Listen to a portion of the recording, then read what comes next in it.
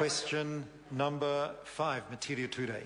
Thank you, Mr. Speaker. My question is to the Minister of Social Development and asks, have police, CYFS, medical and referee checks been carried out for all current placements by CYFS under referral by the Youth Court, and if not, why not? The Honourable Paula Bennett. Mr. Speaker, to clarify with this question, which is quite detailed and quite complicated, the Youth Court's role is not to refer young people into placements.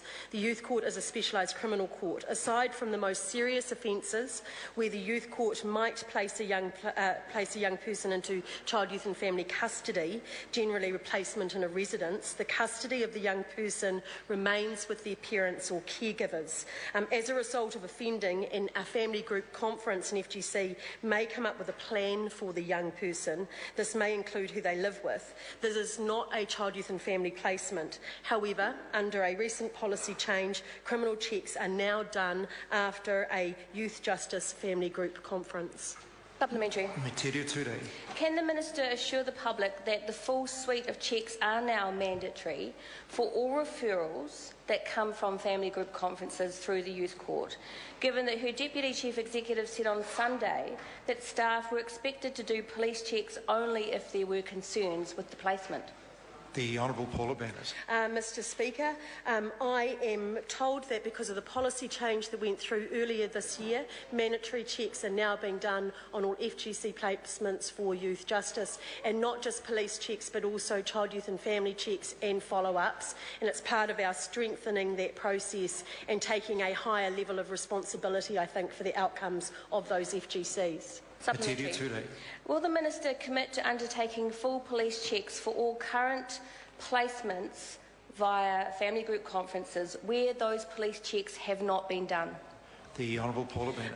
Mr. Speaker, I would have to seek advice on that, as to what kind of resource that would need, how that would look going backwards. As I say, it's been happening since the policy change this year, but I would have to take advice on what the capability and capacity is to do that.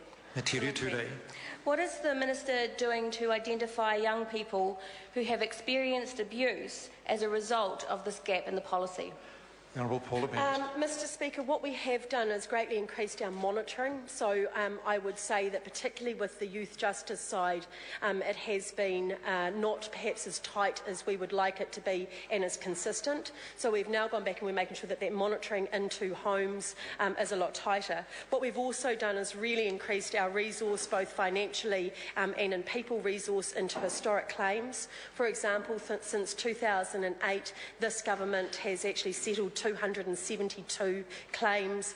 Prior to that, only 54 had been done. So I do say to anyone that thinks they might have historical cases of abuse against them to bring that to the state. We want to hear their story. We want to do everything we can to settle that, to help them move on in their lives. Metiria Turei.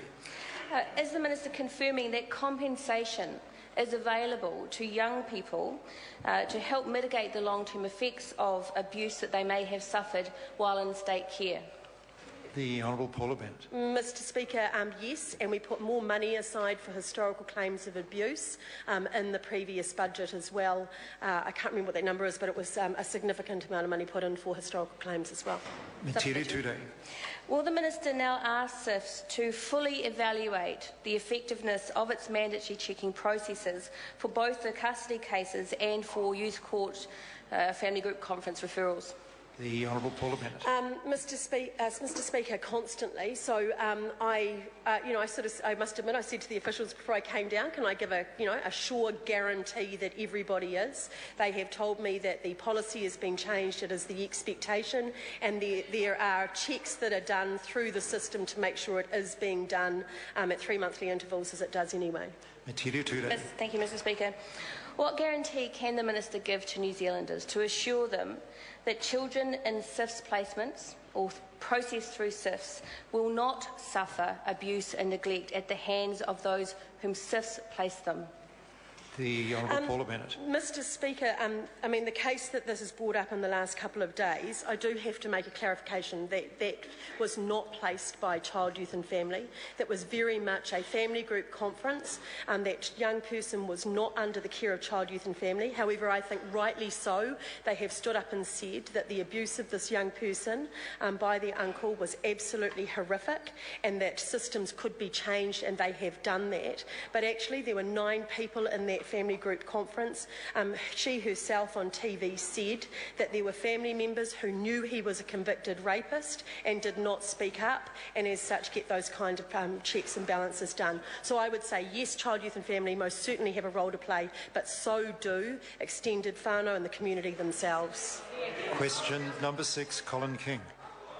Thank you, Mr.